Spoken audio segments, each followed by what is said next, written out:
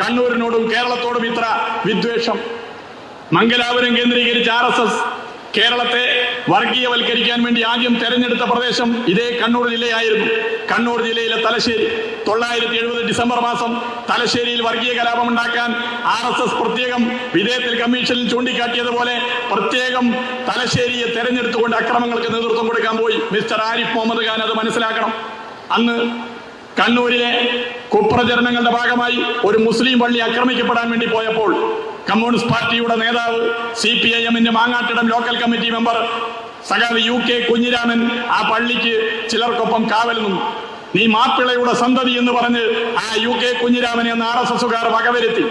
അവിടെ കലാപം സൃഷ്ടിക്കാനുള്ള ശ്രമത്തിന് നേരെ കലാപം നടത്തരുത്, നമ്മൾ സാഹോദര്യത്തോടു കൂടി നിലകൊള്ളണമെന്ന് പറഞ്ഞ് ഒരു കറുത്ത ജീപ്പിൽ ഒരു ചുവന്ന പതാകയുമായി ഒരു ചെറുപ്പക്കാരന്റെ നേതൃത്വത്തിൽ ഒരു അനൗൺസ്മെന്റ് വാഹനം പോയി. ആ അനൗൺസ്മെന്റ് വാഹനം മതസഹോദര്യത്തിന് ആഹ്വാനം ചെയ്തു. ആ അനൗൺസ്മെന്റ് വാഹനത്തിന് മുന്നിൽ അവർ പ്രഖ്യാപിച്ചു, ഞങ്ങളുടെ ജീവൻ പോയാലും ഞങ്ങൾ മതസഹോദര്യം ഈ തലശ്ശേരിയുടെ മണ്ണിൽ കാത്തു സംരക്ഷിക്കും. അതിന് നേതൃത്വം കൊടുത്ത ജീപ്പിന്റെ മുന്നിലിരുന്ന ചെറുപ്പക്കാരൻ ഇന്ന് കേരളത്തിന്റെ മുഖ്യമന്ത്രിയാണ്, സഖാവ് പിണറായി വിജയനാണെന്ന് മിസ്റ്റർ ആരിഫ് മുഹമ്മദ് ഖാൻ തിരിച്ചറിയണം. പറയുന്നത് കേരളത്തിൽ നമ്മുടെ കണ്ണൂർ ജില്ലയിൽ ഒരു മൊയ്ലാർ പള്ളിക്കുള്ളിൽ കയറിയിട്ട് ഒരു മൊയ്ലാറെ കൊന്ന സംഭവം, പള്ളിന്റെ അകത്തിട്ടിട്ട് ഒരു മൊയ്ലാറെ കൊന്ന സംഭവം കണ്ണൂർ ജില്ലയിൽ നടന്ന സംഭവം ഏതാണെന്നറിയാം? അത് 1970-ലാണ് നവംബർ മാസം 8-ാം തീയതി ആ സംഭവം. അത് രാമന്തൽ ഏട്ടിക്കുളം പള്ളിയിൽ അവിടുത്തെ മുക്രിയെ ബാങ്ക് വിളിക്കുന്ന മുലേറെ മാർക്സിസ്റ്റുകാർ ജാഥ നടത്തിയിട്ട് പള്ളിയിൽ കയറിയിട്ട് പള്ളിക്കകത്ത് നിന്ന് വെട്ടിക്കൊന്നത് മാർക്സിസ്റ്റുകാരാണ്. അതിന് കാരണമായിട്ടൊരു സംഭവം ഉണ്ടായിരുന്നു. ഞാൻ സംഭവമില്ലാന്നും പറഞ്ഞില്ല. ലീഗുകാരും CPM-മാരും തമ്മിൽ സംഘർഷം ഉണ്ടായിരുന്നു. ആ സംഭവത്തിൽ ഒരു CPM-മാർ കൊല്ലപ്പെട്ടിട്ടുണ്ട്. പരിക്ക് പറ്റിയിട്ട് ആശുപത്രിയിൽ കിടന്നിട്ട് 4 ദിവസത്തിന് ശേഷം മരണപ്പെട്ടിട്ടുണ്ട്. ഒരു കുഞ്ഞിക്കണ്ണൻ എന്നാണ് അദ്ദേഹത്തിന്റെ പേര്. ആ കുഞ്ഞിക്കണ്ണന്റെ മരണശേഷം നടന്ന പ്രതിഷേധ പ്രകടനമാണ് പള്ളിയിൽ ഇറച്ചി കയറിയിട്ട് പള്ളിയിൽ ഉണ്ടായിരുന്ന മൂലിയാറെ പള്ളിക്കകത്ത് വന്നു. മുസ്തഫ എന്നാണ് അദ്ദേഹത്തിന്റെ പേര്. ആരാ ചെയ്തെന്നറിയോ? മാർക്സിസ്റ്റുകാരാണ്. സംഘപരിവാറുകാർ ഏതും പള്ളി കയറിയിട്ട് ഇതുപോലെ ചെയ്തിട്ടുണ്ടോ? നിങ്ങള് ന്യൂനപക്ഷങ്ങളുടെ സംരക്ഷണം പറയുന്നില്ലേ? നിങ്ങൾ നാദാപുരത്ത് പോയിട്ട് അത് പറയണം, നിങ്ങൾ പന്നിയൂർ പോയിട്ട് പറയണം, ദൂരെയൊന്നും പോണ്ട. നിങ്ങൾ കാവുംപടി എന്ന് പറഞ്ഞ സ്ഥലമുണ്ട്, ഇലങ്കേരി പഞ്ചായത്തിലാണ്. കുറച്ചു കൊല്ലം മുമ്പ് ഒരടിയുണ്ടായി ലീഗാറും അതുപോലെ തന്നെ CPM-മാരും തമ്മിൽ. അതിൽ കണ്ണിരിട്ടി മഞ്ഞേരി എന്ന് പറഞ്ഞ സ്ഥലമുണ്ട്. ആ സ്ഥലത്തെ മുസ്ലിങ്ങളായിട്ടുള്ള ആളുകൾ അവരുടെ പറമ്പത്തോടെ ഒറ്റ പറമ്പിലും 6 മാസത്തേക്ക് പറമ്പ് കയറാൻ പറ്റില്ല. തേങ്ങ മാത്രമല്ല, കളനീര് മാത്രമല്ല, കരിക്ക് മാത്രമല്ല, വെളിച്ചിൽ വരെ മാർക്സിസ്റ്റുകാരെ പറിച്ചുകൊണ്ടായത്. ബണ്ണോളം മരം മുഴുവൻ മുറിച്ചുകൊണ്ടിരുന്നുണ്ട്. അവിടുത്തെ മുസ്ലിങ്ങളോട് ചോദിച്ചാൽ, നിങ്ങൾക്ക് ആയിരിക്കും പരിചയമുള്ള കാവമ്പള്ളിയിലെ മുസ്ലിങ്ങളോട് ചോദിക്കും. ഇവിടെ കച്ചവടം നടത്തുന്ന കുറെ കാവമ്പടിക്കാരുണ്ടല്ലോ, നിങ്ങൾ ചോദിച്ചു നോക്ക്. തില്ലങ്കേരിയിൽ RSSകാർ എത്ര മുസ്ലിങ്ങളെ ആക്രമിച്ചിട്ടുണ്ടെന്ന് ചോദിക്കണം. നിങ്ങൾ മാർക്സിസ്റ്റുകാർ, ആ മാർക്സിസ്റ്റുകാർ അവരുടെ പറമ്പത്തൂടെ 6 മാസക്കാലം അവരെ പറമ്പ് കയറാൻ പറ്റില്ല. 100 കണക്കിന് ഏക്കർ അവിടെ അടക്ക ഒളിച്ചു, തേങ്ങ ഒളിച്ചു, ജാതി മരവും അവിടുത്തെ പല വീട്ടിലെ മരം മുസ്ലിങ്ങളെ പറമ്പത്തുനിന്ന് ചക്കാത്ത് കുടിച്ചുകൊണ്ടായ മരം വെച്ചിട്ട് വീടെടുത്തിരിക്കുന്നത്. ഇത് എത്ര സ്ഥലങ്ങളുണ്ട്?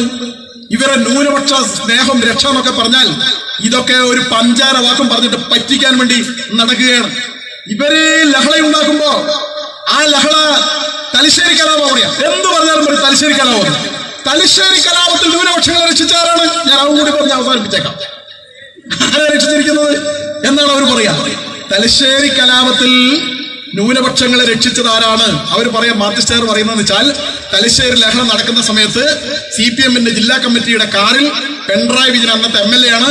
അദ്ദേഹം കാറിലിരുന്ന് മൈക്ക് കെട്ടി കാറിലിരുന്നിട്ട് തലശ്ശേരി നിയോജകമണ്ഡലത്തിൽ മുഴുവൻ സഞ്ചരിച്ചിട്ട് ലഹള നിർത്താൻ ആഹ്വാനം ചെയ്തപ്പോഴാണ് തലശ്ശേരിയിൽ ലഹള നിന്നത് എന്നാണ് മാർക്സിസ്റ്റുകാർ പൊതുയോഗങ്ങളിലെല്ലാം പറയുന്നത്. അത് സത്യം. ഉള്ള പോലെ പറയണോ? അങ്ങനെ അനൗൺസ് ചെയ്തിരുന്നു. പിണറായി വിജയൻ അനൗൺസ് ചെയ്തിരുന്നു.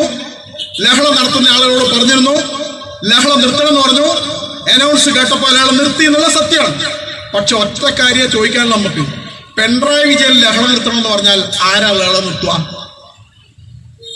ചോപ്പ് പൊടി വെച്ച കാറില് മൈക്കിൽ തട്ടിയിട്ട് പിണറായി വിജയൻ ലഹള നിർത്തണം എന്ന് പറഞ്ഞാൽ നിർത്തുന്ന ആളാരാ?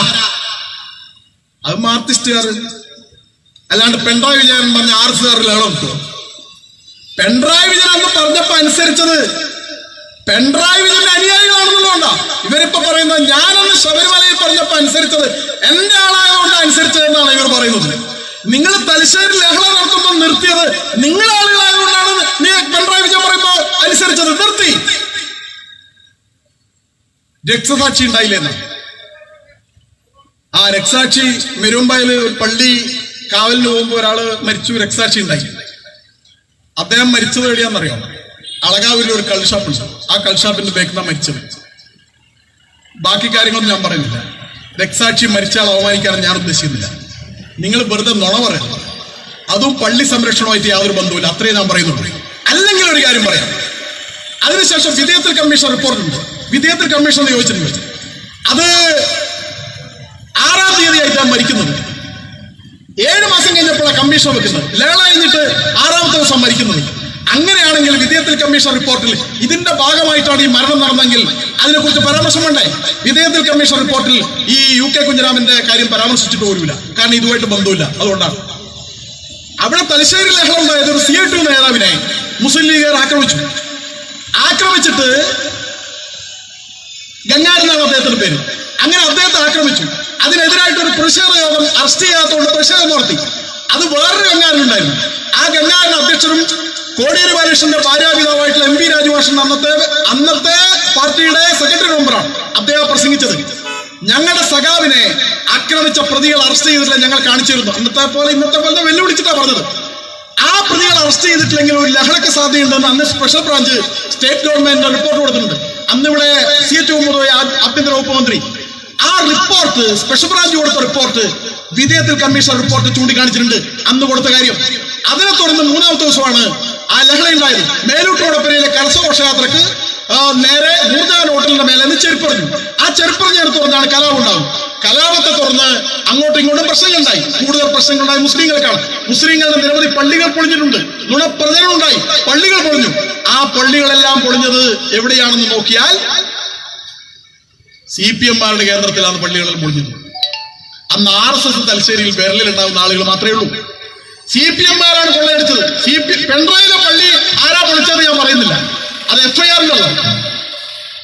അതിൽ പിണറായിയുടെ വീട്ടിലുള്ള ആളുണ്ടോ ഇല്ലയോ എന്നുള്ളത് നിങ്ങൾ അന്വേഷിക്കണം. ഞാൻ പറഞ്ഞു വരുന്നത് ആ കലാപവുമായി ബന്ധപ്പെട്ട് പള്ളികൾക്കെതിരായ ആക്രമണം, മുസ്ലിങ്ങൾക്കെതിരായ ആക്രമണം നടത്തിയത് മുഴുവൻ മാർക്സിസ്റ്റുകാരാണ്. അതിനുശേഷം കലാപം കഴിഞ്ഞതിന് ശേഷം CPI ഒരു നോട്ടീസ് ഇറക്കിയിട്ടുണ്ട്. 1971 ഇറക്കിയ നോട്ടീസാണ്. ആരാന്നറിയോ? CPI ആരെങ്കിലും ഇവിടെ ഉണ്ടെങ്കിൽ കേൾക്കണം. നിങ്ങൾ ഇറക്കിയ നോട്ടീസാണ്. CPI മണ്ഡലം കമ്മിറ്റി ഇറക്കിയ നോട്ടീസാണ്. ആ നോട്ടീസിന്റെ കോപ്പി എന്നെ കയ്യിലുണ്ട്. മാർക്സിസ്റ്റുകാർക്ക് വേണമെങ്കിൽ ഞാൻ ഇതിന്റെ കോപ്പി തരാം. ഈ കോപ്പി, ഈ നോട്ടീസിൽ അതിന്റെ എത്തിക്ക് എന്താണെന്നറിയോ? നേതൃത്വം ആരുടേത്? പിണറായി വിജയൻ മറുപടി പറയുമോ? ആരാ ഇറക്കിയെന്നറിയോ? തലശ്ശേരി കലാപത്തിന്റെ നേതൃത്വം ആർക്കാണ്? പിണറായി വിജയൻ മറുപടി പറയുമോ എന്ന് ചോദിച്ചിട്ട് CPI ഇറക്കിയ നോട്ടീസായിരുന്നു.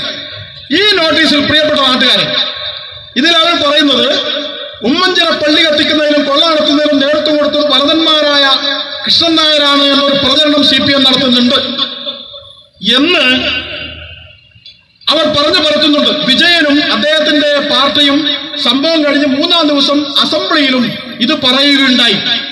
ഏതായാലും അതേ തുടർന്ന് ഞങ്ങളുടെ നിലപാട് വസ്തുതകൾ നിഷ്പക്ഷമതികളായ ആളുകളുടെ മുമ്പിൽ അവതരിപ്പിക്കുവാൻ ഞങ്ങൾ ആഗ്രഹിക്കുന്നു. ഉമ്മഞ്ചിറയിലെ പള്ളിയും വീടും കത്തിക്കുകയും കൊള്ള നടത്തുകയും ചെയ്ത് അതിൽ പങ്കെടുത്തവരും കൊള്ള മുതൽ പങ്കുവെക്കുകയും ചെയ്തവരും ആരായിരുന്നു? ഉമ്മഞ്ചിറ പ്രദേശം വലതന്മാരുടെ സ്വാധീനമുള്ള പ്രദേശമാണ് എന്നാണ് നിങ്ങൾ പറയുന്നത്. പക്ഷേ അവിടെയുള്ള പള്ളി ആക്രമിച്ച ആളുകളെല്ലാം മാർക്സിസ്റ്റ് പാർട്ടിക്കാരാണെന്നുള്ളത് യാഥാർത്ഥ്യമല്ലേ? ആ യാഥാർത്ഥ്യത്തോട് നിങ്ങൾ എന്താണ് പ്രതികരിക്കാത്തത്? ഞങ്ങൾ വിജയനോട് മറ്റു ചില ചോദ്യങ്ങൾ കൂടി ചോദിച്ചു കൊള്ളട്ടെ. ഒന്ന്, ജസ്റ്റിസ് ആര്യമ്പത്ത് മമ്മൂട്ടിയുടെ പിടിയിൽ നിന്നും കോമത്ത് മമ്മൂക്കയുടെ പിടിയിൽ നിന്നും പകൽ അവിടെയുള്ള സാധനങ്ങളും മറ്റും കുത്തിക്കവർന്ന് കൊണ്ടുപോയി വീട്ടിൽ മാർക്സിസ്റ്റുകാരുടെ വീട്ടിലേക്ക് കൊണ്ടുപോയത് മാർക്സിസ്റ്റ് പാർട്ടിയുടെ നേതാക്കന്മാരുടെ നേതൃത്വത്തിലല്ലേ? 2, കൊള്ളക്കും കൊള്ളിവെപ്പിനും മെരിയായ പാവപ്പെട്ട മുസ്ലിങ്ങളുടെ കണ്ണീരൊപ്പാൻ എന്ന വ്യാജേന വിജയനോടൊപ്പം ഈ പ്രദേശത്ത് ചുറ്റി നടക്കുന്നവർ തലേ ദിവസം കൊള്ളയടിച്ച സോപ്പ് കൊണ്ട് വെളുപ്പിച്ച വസ്ത്രം ധരിച്ചവരും കൊള്ള ചെയ്ത അരിയുടെ ചോറ് വയറു നിറയെ തിന്നവരും ആയിരുന്നു എന്നത് വിജയൻ മറന്നു പള്ളിക്ക് തീ വെച്ച് തികച്ചും നശിപ്പിക്കാൻ ആവാത്തതുകൊണ്ട് ചുമർ പൊട്ടിക്കുന്നതിന് വീട്ടിൽ നിന്നും ഡയനാമിറ്റ് കൊണ്ടുവന്നത് തന്റെ പാർട്ടിയിൽപ്പെട്ട പ്രവർത്തകനാണെന്നത് വിജയൻ മറന്നുപോയോ? കുത്തിപ്പൊളിച്ചിട്ട് പൊട്ടാഞ്ഞിട്ട് ഡയനാമിറ്റ് വീട്ടിൽ നിന്ന് കൊണ്ടുവന്നിട്ട് മാർക്സിസ്റ്റുകാരൻ പൊളിച്ചു എന്ന് CPI-ക്കാരാ പറയുന്നത്. മാർക്സിസ്റ്റുകാരനായ മമ്മദ് മാസ്റ്ററുടെ വീട്ടിൽ നിന്ന് താങ്കളുടെ ലോക്കൽ പാർട്ടി സെക്രട്ടറിയും മറ്റും കൂടി ലിസ്റ്റ് തയ്യാറാക്കുമ്പോൾ കൃഷ്ണൻ നായർ നിരപരാധിയാണെന്നും അദ്ദേഹത്തിന്റെ പേർ ചേർക്കരുതെന്നും നിങ്ങളുടെ പാർട്ടിയിൽപ്പെട്ടവർ തന്നെ പറഞ്ഞതും ഈ സംഗതി പള്ളിക്ക് സമീപം വെച്ച് തോട്ടുമ്മൽ ബസാറിൽ വെച്ചും മമ്മദ് മാസ്റ്റർ തന്നെ പരസ്യമായി പറഞ്ഞതും നിങ്ങൾക്കറിയാവുന്നതല്ലേ, വിജയൻ അറിയാവുന്നതല്ലേ? 5 നിങ്ങളും നിങ്ങളുടെ പാർട്ടി പ്രവർത്തകർ ആബൂട്ടി ആജിയുടെ വീട്ടിൽ പോകുമ്പോൾ കൂട്ടത്തിലുണ്ടായിരുന്ന ഞങ്ങളുടെ പാർട്ടി സഹാക്കളായ വടവതി അച്യുതനെയും മേക്കിലേരി പൊക്കനെയും അജിയുടെ വീട്ടിൽ കയറുന്ന നിങ്ങൾ തടഞ്ഞത് എന്തിനായിരുന്നു? നിങ്ങളുടെ പാർട്ടിക്കാർ തന്നെ ചെയ്ത ക്രൂരതകൾ അവർ കാണണ്ട എന്ന് വിചാരിച്ചിട്ടാണോ? ആ കാര്യം നിങ്ങളോട് പറയുമ്പോൾ ഞങ്ങളുടെ പാർട്ടികൾ കേൾക്കണ്ട എന്ന് വിചാരിച്ചിട്ടാണോ?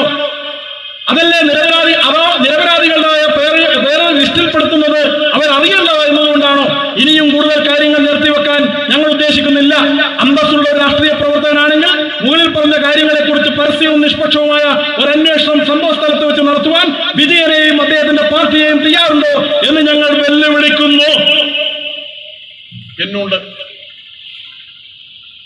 CPI ഇറക്കിയ നോട്ടീസാണ്. തലശ്ശേരി ലേളയ്ക്ക് ശേഷം നിങ്ങളെ പാർട്ടിക്കെതിരായിട്ട് ഇറക്കിയതാണ്. CPI നിങ്ങളുടെ കൂടെ ഉണ്ട്. നിങ്ങൾ ഈ നോട്ടീസ് നിഷേധിക്കുമോ? നിങ്ങൾ പള്ളിയിലെ സംരക്ഷകരാന്ന് പറയുന്നു, നിങ്ങൾ ന്യൂനപക്ഷങ്ങളുടെ സംരക്ഷകരാന്ന് പറയുന്നില്ല. ഇതുപോലെ നിരവധി കാര്യങ്ങളുണ്ട്, ഞാൻ അതിലേക്കൊന്നും കിടക്കുന്നില്ല. പക്ഷെ നിങ്ങൾ ജനങ്ങളെ തമ്മിലടിപ്പിക്കുക. നിങ്ങൾ 4 വോട്ടിന് വേണ്ടി, നിങ്ങൾ ഒരു സീറ്റിന് വേണ്ടി, നിങ്ങൾ അധികാരം നിലനിർത്താൻ വേണ്ടി വിശ്വാസികളെ മുഴുവനും കബളിപ്പിക്കുക. എല്ലാ വിഭാഗത്തിലും വിശ്വാസികളെ കബളിപ്പിക്കുക. അങ്ങനെ കബളിപ്പിച്ചുകൊണ്ട് നിങ്ങൾ കലക്കവെള്ളത്തിൽ മീൻപിടിക്കുക.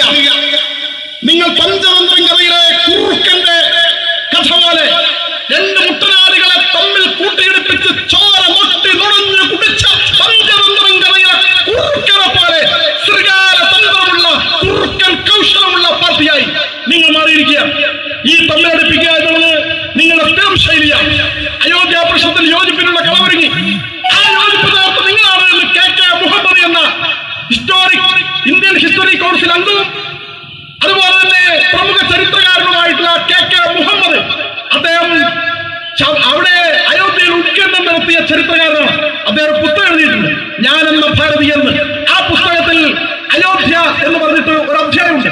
അതിൽ അദ്ദേഹം ഉത്ഖനനം നടത്തിയിട്ട് ക്ഷേത്രത്തിന്റെ അവശിഷ്ടങ്ങൾ 150 തെളിവ് കിട്ടിയപ്പോ അദ്ദേഹത്തിന്റെ നേതൃത്വത്തിൽ മുഹമ്മദിന്റെ നേതൃത്വം കോഴിക്കോട്ടുകാരനാണ്. അദ്ദേഹം ആദ്യം സയ്യിദ് ഷഹാബുദ്ദീനെ പോയി കണ്ടു.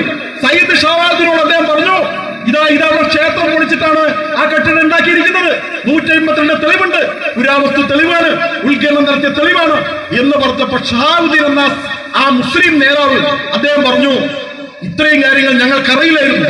ബാബരി മസ്ജിദ് കോർഡിനേഷൻ കമ്മിറ്റിയുടെ ചെയർമാനായിരുന്നു അദ്ദേഹം. ഒരു കാര്യം ചെയ്യും, നിങ്ങൾ ഇർഫാൻ ഹബീബിനെയും റമീല താപ്പറിനെയും പോലുള്ള മാർക്സിസ്റ്റ് നേതാക്കളെയും കണ്ടിട്ട് ചരിത്രകാരന്മാരെയും കണ്ടിട്ട് ഈ കാര്യം ഒന്ന് പറയണം. ഈ സംഘം അവിടെ ചെന്നിട്ട് അവരോട് സംസാരിച്ചു.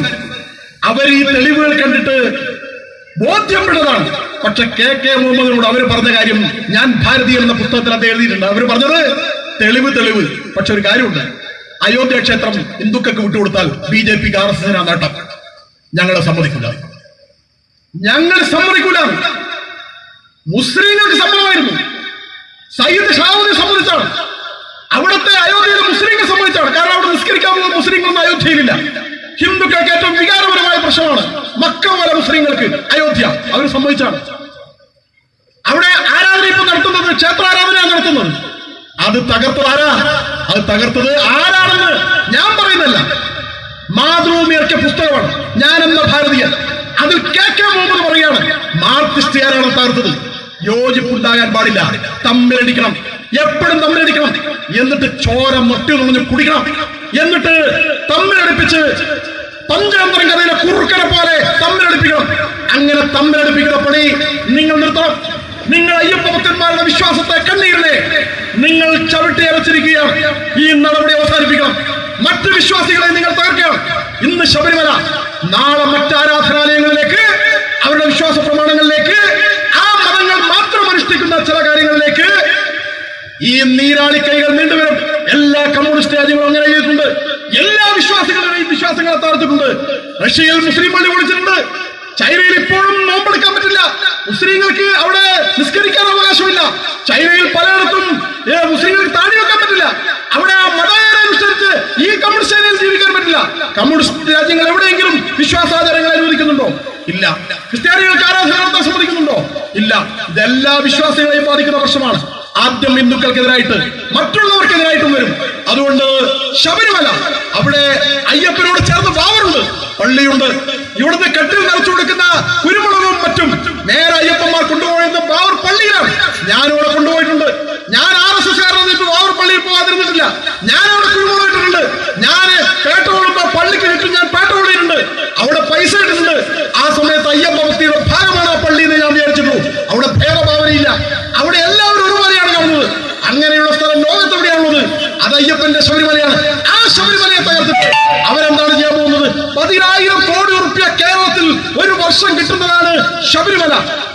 അവിടെ കച്ചവടം നടത്തുന്ന ആളുകൾ എല്ലാ മതക്കാരുണ്ട്. എത്ര മുസ്ലിങ്ങൾ ചെയ്യുന്നുണ്ട്? ഇപ്പൊ കച്ചവടം ഉണ്ടോ? ചായപ്പിടി ഉണ്ടോ? അവിടെ ഏതെങ്കിലും കച്ചവടം ഉണ്ടോ? നേരത്തിന് ആരെങ്കിലും എടുത്തോ? 50% കുറച്ചു തരാമെന്ന് പറഞ്ഞിട്ട് ആരെങ്കിലും എടുത്തോ? ആരും എടുത്തിട്ടില്ല. ശബരിമല കോട്ടയം മുതൽ ചെങ്ങന്നൂർ മുതൽ പത്തനംതിട്ടയിൽ പോകുന്ന അയ്യപ്പന്മാർ പോകുന്ന സ്ഥലങ്ങളിൽ മുഴുവനും അവിടെ ആളുകൾ നാരങ്ങ വെള്ളം വിറ്റിട്ടും അതുപോലെ ചായപ്പിടി നടത്തിയിട്ടും അവിടെ ചെറിയ ചെറിയ തട്ടുകട നടത്തിയിട്ടും എത്ര ആയിരം കുടുംബങ്ങൾ കച്ചവടം നടത്തി ജീവിക്കുന്നുണ്ട്. അവരെല്ലാം കണ്ണീരൊടുക്കുകയാണ്. അയ്യപ്പന്മാർ വരുന്നില്ല. ഭക്തജനങ്ങൾ കുറഞ്ഞിരിക്കുകയാണ്. അവിടുത്തെ എല്ലാ ആരാധിക്കടകൾ, അവിടെ എല്ലാം ഉള്ള ആളുകൾ അവരൊക്കെ ഈ ശ്മശാനത്തിൽ ഇരിക്കുന്ന പോലെ ഇരിക്കുകയാണ്. ശബരിമലയിൽ നാമജപം പോലും നടത്താൻ പാടില്ല. ശ്മശാന ഭൂമിയാണ്. എന്താ നിങ്ങൾ നേടിയത്? 10,000 കോടി രൂപ നഷ്ടപ്പെടുത്തി, കേരളത്തിൽ നഷ്ടപ്പെടുത്തി. കഴിഞ്ഞ വർഷം 35 ലക്ഷം വാഹനങ്ങളാണ് കേരളത്തിലേക്ക് വന്നത്. പലതരത്തിലുള്ള വാഹനങ്ങൾ, ചെറുവാഹനങ്ങളും വലിയ വാഹനങ്ങളും വരെ. 1 ലിറ്റർ ഡീസൽ ഇവിടുന്ന് അടിക്കുമ്പോ 19 രൂപ കേരള ഗവൺമെന്റ് കിട്ടും. തമിഴ്നാട് നിന്ന്, ആന്ധ്രയിൽ നിന്നും കർണാടകയിൽ നിന്നൊക്കെ വരുന്ന ബസ്സുകാർ, ആ ബസ്സുകാർ അടിക്കുന്ന എണ്ണ ഓരോ ലിറ്ററിനും കേരള ഗവൺമെന്റ് 19 രൂപ ഇടും. അവർ മേടിക്കുന്ന എല്ലാ സാധനങ്ങളുടെയും നികുതി കേരള ഗവൺമെന്റ് ഇടുന്നതാണ്. അവര് അവിടെ ബസ് പാർക്ക് ചെയ്യുമ്പോൾ 100 രൂപയാണ് മേടിക്കുന്നത്. അവിടുത്തെ വാഹനങ്ങൾക്കെല്ലാം പണം മേടിക്കുന്നുണ്ട്. എല്ലാ സ്ഥലത്തും അവര് ബസ്സിലോട്ട് പ്രവേശിക്കുമ്പോ ഓരോ ബസ്സിനും വാഹനത്തിനും പൈസ കൊടുക്കും. കേരള ഗവൺമെന്റ് കിട്ടുന്ന പൈസയാണ്. ഇതെല്ലാം കളയാൻ എന്തിനു വേണ്ടിയാണ് നിങ്ങൾ ഇതെല്ലാം നശിപ്പിച്ചത്? തകർന്ന കേരളം, പ്രളയത്തിൽ തകർന്ന കേരളം, ആ കേരളത്തെ നിങ്ങൾ എന്തിനാ തകർത്തത്? നിങ്ങൾക്കാകെ ചെയ്യാൻ കഴിഞ്ഞ കാര്യം എന്താണ്? 2 എണ്ണത്തിനെ കയറ്റാൻ വേണ്ടിയാണോ, വിശ്വാസം തകർക്കാൻ വേണ്ടിയാണോ നിങ്ങൾ ഈ കാര്യമെല്ലാം ചെയ്തത്? ശബരിമലയെ തകർത്തത്, കേരളത്തെ തകർത്തത്. ഇതിന് നിങ്ങൾ മറുപടി പറയണം. പിണറായിയിലെ പാറപ്പുറത്തുണ്ടായ ഈ പാർട്ടി പിണറായിക്കാരനായ ഒരാളെ കൊണ്ട് തന്നെ നശിക്കാൻ പോകുന്നു എന്ന കാര്യം ത്രിപുരയിലും ബംഗാളിലുമെല്ലാം ഈ പാർട്ടി ഉപ്പുവച്ച പലകലം പോലെ പട്ടവലങ്ങ പോലെ കുത്തോട്ട് പോയി തോറ്റമ്പയിട്ട് ഇപ്പൊ ബ്രാഞ്ച് സമ്മേളനവും ലോക്കൽ സമ്മേളനവും ജില്ലാ സമ്മേളനവും കൂടി നടത്താൻ സാധിക്കാത്ത രീതിയിൽ ത്രിപുര BJPയുടെ നെടുങ്കോട്ടയും ബംഗാൾ BJPയുടെ കോട്ടയുമായി മാറിയിട്ടുണ്ടെങ്കിൽ സഖാക്കളെ, നിങ്ങൾക്ക് അയ്യപ്പനെ നശിപ്പിക്കാനിറങ്ങിയ നിങ്ങൾക്ക് അയ്യപ്പ സ്വാമിയാണ് സത്യം. അയ്യപ്പൻ നിങ്ങൾക്ക് എല്ലാ തരത്തിലുള്ള അനുഗ്രഹവും നൽകും. നിങ്ങൾ ഈ സംസ്ഥാനത്ത് നിന്ന് ഇല്ലാതാകുന്നതിന്റെ ഏറ്റവും പ്രധാനപ്പെട്ട കാര്യം അവിടെ സിംഗൂരും നന്ദിഗ്രാമാണെങ്കിൽ ഇവിടെ ശബരിമലയായിരിക്കും എന്ന് പറഞ്ഞുകൊണ്ട് നിങ്ങൾക്ക് വിനാശകാല വിപരീത ബുദ്ധിയാണ്. ഇപ്പോഴെങ്കിലും പിന്മാറിയാൽ അത്രയും നല്ലത്. അല്ലെങ്കിൽ ഭാവിയും കാലവും നിങ്ങൾക്കുള്ള വിധി പറയും എന്ന് പറഞ്ഞുകൊണ്ട് ഞാൻ എന്റെ വാക്കുകൾ ഉപസംഹരിക്കുന്നു. നമസ്കാരം.